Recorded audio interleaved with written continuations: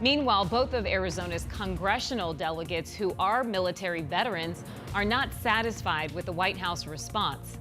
Earlier today, we spoke with Marine veteran Ruben Gallego, the Democratic congressman from Phoenix. There's two things occurring in the White House. Either, number one, the president is not getting briefed on things that have to do with Putin or Russia because his staffers are afraid that he's going to react in a bad manner.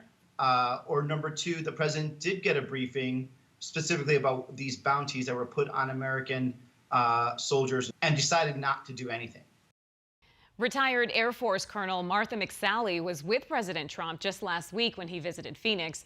McSally issued a statement to 12 News last night saying that she wants to meet directly with intelligence officials to determine the credibility of the reports. McSally says that Putin and his gang of murderers can't be trusted.